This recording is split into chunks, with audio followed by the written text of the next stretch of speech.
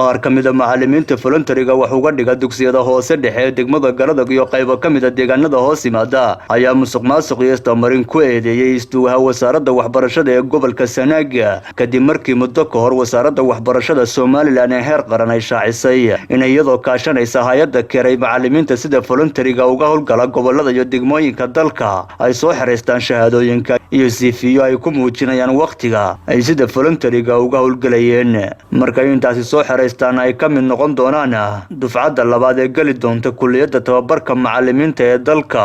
intaasi kadib macalimiintan maanta warbaahinta kula hadlay degmada Garadag oo buuxiyay habka loo qaadanayo macalimiinta cusub ee wasaaradda waxbarashada heer qaran shaacisay ayaa sheegay in Isuduwaha wasaaraddaasi ee gobolka Sanaag si cad u musuqmaasuqay waa siday hadalka u dhigeen.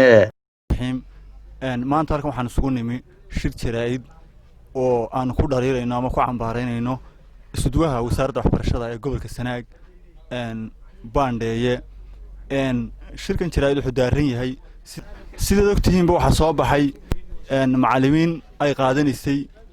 dawladda iyo hay'adda kale iska kaashanayeen kuwaasi oo ahaa dadkii volunteer-ka ku shaqayn jiray ee deegaanada gobolka Sanaag oo dhan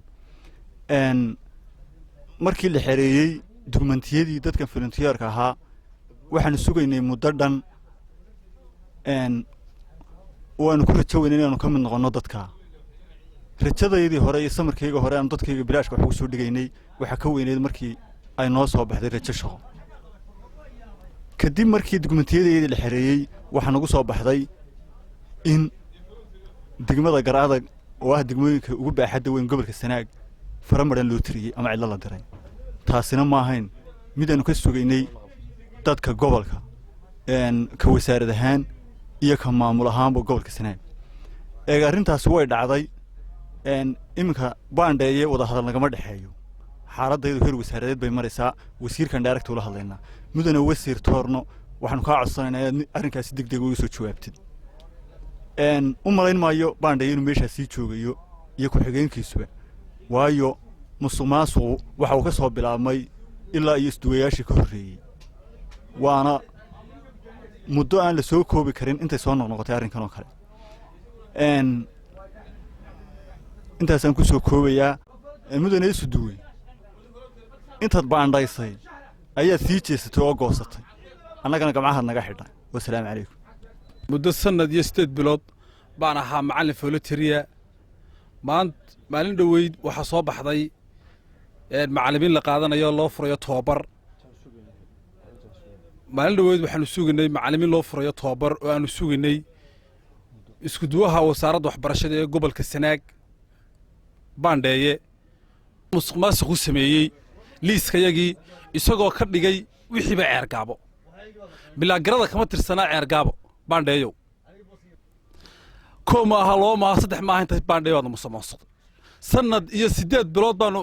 baanu samuurada ardayda wuxuu dhigay oo aanan mushahar 500 aanan qaadan oo aad maanta markan waxaanu sugaynay islaahay ku rajo weyneed baad naga musuqmaasuq wadacad naga maris halka waxa leenahay wasiirka wasaaradda waxbarashada Tooro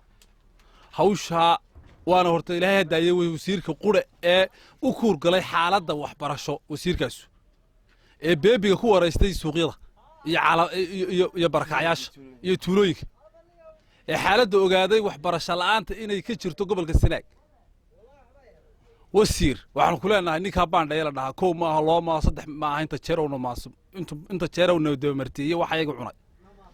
تنيكها تنيك سوقان أسر. وهمات الشركة شراي دارية هاي ولشيدو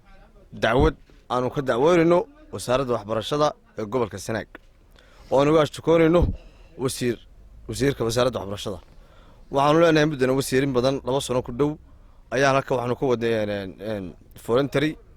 وحنا أنت أنا سوقيني وأنا مقرر سان أنا أرجعك سوقيني دقيقة وحبر الشدة معلمي وسارد وحبر الشدة